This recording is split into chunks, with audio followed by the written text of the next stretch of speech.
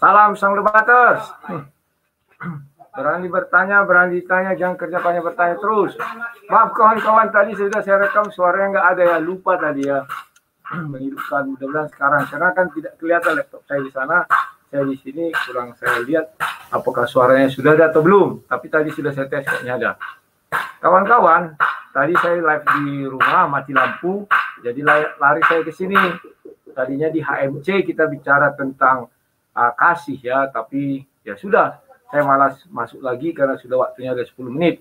Nah, kawan-kawan, sekarang mari kita uji siapa penyembah berhala daripada kita membahas si HMC tadi ya. Saya ada beberapa poin. Poin pertama, ya, mereka selalu mengatakan orang Kristen menyembah berhala, patung Yesus. Yang pertama, apakah patung Yesus itu sama di seluruh dunia? Jawabnya tidak.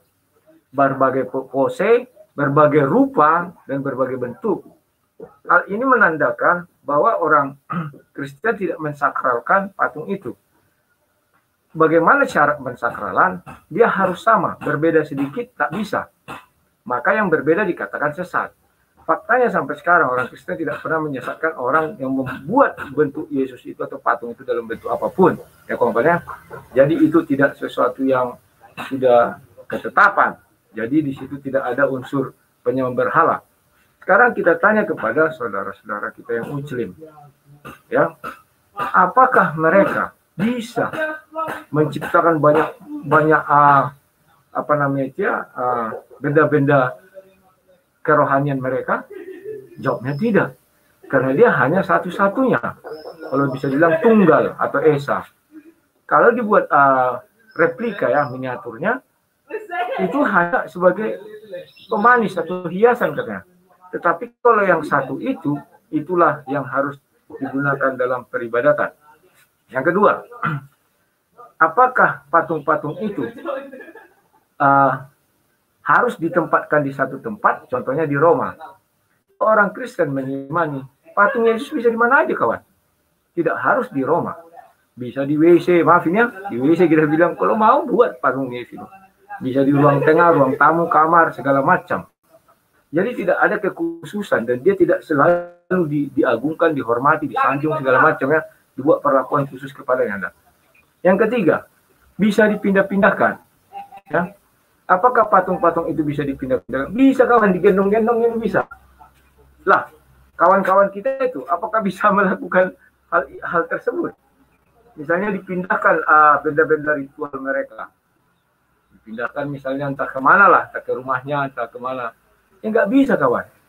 Karena itu memiliki dia tahta, ada punya tempat. Apabila dia keluar dari tempatnya itu atau tahtanya itu, siapa yang mengeluarkan harus didor, harus dipancung atau dihukum ya kawan-kawan. Karena itu betul-betul sebuah kesembahan. Dia tidak boleh angkat, boleh pindah-pindahkan ya kawan-kawan. Kalau dikatakan ya nggak mungkin pindahkan berat, siapa bilang? Tinggal panggil beko banyak-banyak, panggil Loren diangkat itu kan naikkan ke mobil kan bisa. Nah, orang Kristen patung itu bisa dipindah-pindahkan, kalau digendong-gendong gini pun bisa kan, dibawa-bawa ya.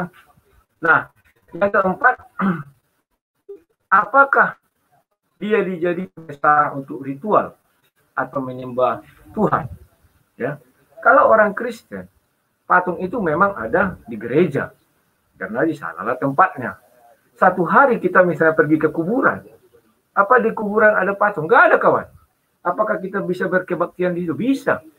Itulah yang dinamakan sakramen bagi orang yang meninggal. Nah, kalau dari mereka saya nggak tahu ya, apakah kalau tidak ada itu mereka tetap bisa beribadah, misalnya dihapuskanlah, tidak ada. Jawabnya apa? Ya nggak bisa dong. Siapa yang menghapuskan? Kalau menghapuskan terjadi peperangan. Kalau orang Kristen, tidak usah pun ada itu juga nggak masalah ya. Oke. Atau kita pergi ke satu tempat lain yang kita tahu arah mata angin, kita tahu segalanya. Contoh saya ke hotel di Jakarta, tidak ada situ patung Yesus. Apakah harus saya mencari patung Yesus? Bro, di mana sini patung Yesus? Saya mau berdoa ke sana. Enggak kawan. Itulah sebagai bukti bahwa orang-orang Kristen tidaklah menyembah berhala atau patung Yesus. Tidak kawan. Sudah. Yang kelima, mengenai rupa. Rupanya kalau tadi kan bentuk patung itu. Sekarang rupanya. Kalian boleh searching, banyak rupa Yesus dibuat. Kalau Yesus itu adalah berhala patungnya itu, maka rupanya harus satu rupa semua. Tidak boleh beda rupa, kawan. Tetapi para Muslim, sesembahan mereka itu bisa berubah, kawan. Tidak bisa. Harus sama. Dan itu tidak bisa dibuat banyak. Cuma satu lah. Ya, yang keenam. Apakah bisa dia di-cloning? Digandakan? Bisa, kawan. Kalau patung Yesus di-cloning, gandakan, serupa pun gambarnya bisa, tidak serupa juga bisa. Kalau mereka di-cloning bisa. Ada itu banyak kita lihat. Tetapi cloningannya itu hanya dibuat sebagai latihannya. Latihan dalam ibadah. Kalau kita ibadah resmi. Kalau mereka nggak resmi itu. Paham ya? Itu harus tetap di singgasananya. Kalau dipindahkan dari singgasananya, itu berbahaya. Mereka tidak terima. Ya. Artinya memang benda ini adalah sebuah benda yang diagungkan, dimuliakan, dipuji, dijaga, dan dilindungi. Kalau orang Kristen tidak. Ya. Kau angkat misalnya patung itu, kau taruh sini bisa. Kau taruh sana bisa. Kau buat duplikatnya banyak bisa. Mereka buat duplikat bisa. Tetapi tidak bisa untuk dilakukan ibadah terhadapnya. Karena induknya yang aslinya, itulah yang dilakukan ibadah terhadapnya. Paham ya kawan-kawan ya? Jadi, itulah perbedaan yang menyolong. Kawan-kawan ya? Apa lah yang kayak bapaknya yang